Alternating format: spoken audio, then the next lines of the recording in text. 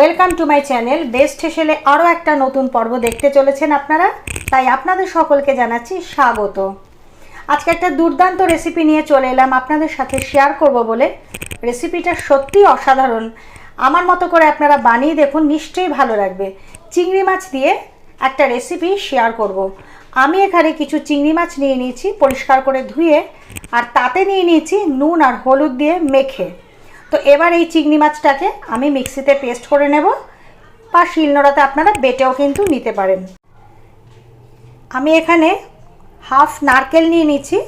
এই হাফ নারকেল ভালো করে সবার আগে কুড়িয়ে নিয়েছি অর্ধেক নারকেল, আর দুটো কাঁচা লঙ্কা দিয়ে নিয়েছি। এবার আমি ভালো করে চিংড়ি মাছটাও বেটে নেব, আর নারকেলটাকে ওর একসাথে বেটে নেব বা পেস্ট করে নেব। চিংড়ি মাছ, নারকেল আর কাঁচা লঙ্কা দিয়ে বেটে নিয়েছি আমি। 1 চামচ দিয়ে দেবো এর মধ্যে চিনি, হালকা মিষ্টির একটা ভাব থাকবে। দিয়ে দেবো আন্দাজ মতো নুন, আর দিয়ে দেবো এর মধ্যে হলুদ দিয়ে দিলাম, আর এর মধ্যে দিয়ে দেবো সর্ষের তেল। এর মধ্যে দিয়ে দিচ্ছি সর্ষের তেল, দিয়ে দিলাম। এবার খুব ভালো করে মেখে নেব সমস্ত নুন, চিনি, হলুদ, তেল, সমস্ত মশলাগুলো এর মধ্যে ভালো করে দিয়ে সুন্দর করে মেখে মিনিট 15 আমি রেস্ট করতে রেখে দেব। সুন্দর করে যত ভালো করে মেশানো হবে আর যতটা ভালো স্ম্যাশ করা হবে ততটাই কিন্তু রেসিপিটা ভালো লাগবে খেতে। আর এটা কিন্তু গরম ভাতের সাথে অসাধারণ লাগে খেতে। গরম ভাতের সাথে কাগজি লেবু হোক বা গন্ধরাজ লেবু হোক, সেই লেবু দিয়ে শুকনো ভাতে মেখে খেতে কিন্তু অপূর্ব লাগে। আপনারা একদিন ট্রাই করে দেখবেন, আপনারা এর প্রেমে পড়ে যাবেন। আমি এখানে ননস্টিকের একটা তাওয়া বসিয়ে দিয়েছি। তাওয়াটা গরম হয়ে গেছে। এবার আমি এর মধ্যে দিয়ে দেব অল্প পরিমাণে সর্ষের তেল, একটু ছড়িয়ে দিলাম।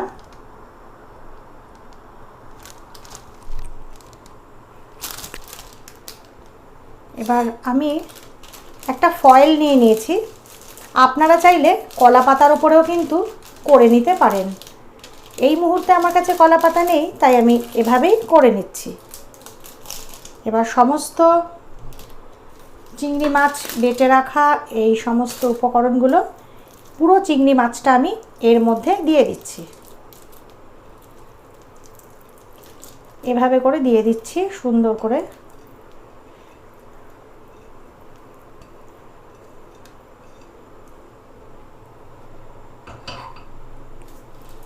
দিয়ে একটু এভাবে হাত দিয়ে চেপে চেপে দেব।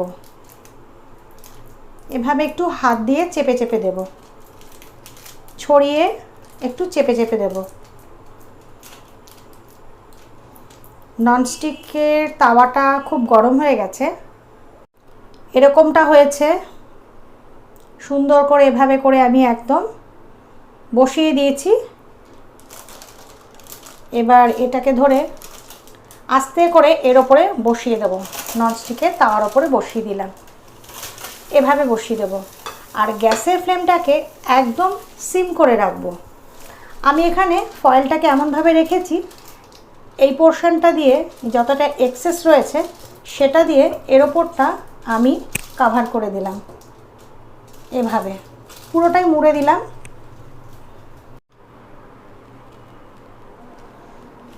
একটা ঢাকনা দিয়ে আমি ঢেকে দিচ্ছি। 10 মিনিট হতে দেব এভাবে। ফিরে এলাম মিনিট 10 পর। তো এবার আমি একটু চেক করে নেব কেমন হয়েছে। ঢাকাটা খুলে নিলাম।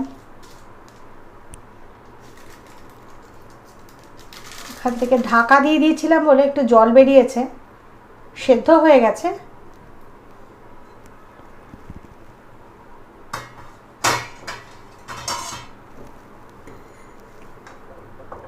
সেদ্ধ হয়ে গেছে। এবার এই পোর্শনটাও একটু উল্টে দেব। এরকমটা হয়েছে দেখতে।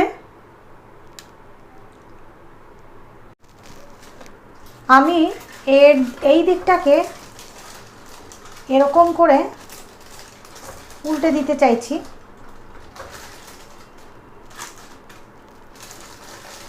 এভাবে করে উল্টে দেব। ব্যাস, উল্টে দিলাম। তো উল্টে দিয়ে আবার মিনিট 5 মতো হতে দেব। এই 5 মিনিট আমি আর ঢাকা দিচ্ছি না। এই দিকটাও 10 মিনিট মতো করে নিলাম। দুটো পিঠই 10-20 মিনিট মতো করে নিলাম। এবার গ্যাসটাকে আমি বন্ধ করে দেব। একটা হালকা হালকা হালকা লালচে লালচে ভাব এসছে। তো এই হালকা লালচে ভাবটা হবে। দুটো দিকে এরকম একটা হালকা লালচে ভাব এসছে। তো এবার একটু আমি চেক করে নিচ্ছি। হ্যাঁ, একদম হয়ে গেছে। একটু ঠান্ডা হলে তারপর নামিয়ে নিতে সুবিধে হবে। এরকমটা হয়েছে দেখতে, একেবারে অসাধারণ লাগছে কিন্তু। আর খেতে কিন্তু দুর্দান্ত লাগে। আপনারা না খেলে কিন্তু বুঝতেই পারবেন না। একবার ট্রাই করে দেখুনই না কেমন লাগে। তো তৈরি হয়ে গেল আমার চিংড়ি পিঠা। এবার নামিয়ে নেব। সাবধানে করে নামিয়ে নিচ্ছি। এরকমটা দেখতে হয়েছে, নামিয়ে নিচ্ছি। এখনও বেশ গরম রয়েছে, ধোঁয়া উঠছে এখনও। এবার আমি বরফির শেপের মতো করে কেটে নেব। চৌকো চৌকো করে কেটে নেব। এরকম করে কেটে নেব। আপনারা চাইলে অন্য শেপেও কেটে নিতে পারেন।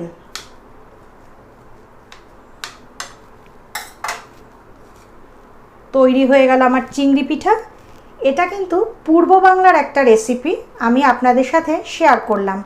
কেমন লাগলো আমাকে লিখে জানালে আমি অত্যন্ত খুশি হব। সকলে ভালো থাকুন। আর এতক্ষণ আমার ভিডিওটা দেখার জন্যে আপনাদের সকলকে জানাচ্ছি স্বাগত। সকলে ভালো থাকুন, সুস্থ থাকুন। দেখা হবে আপনাদের সাথে নেক্সট ভিডিওতে।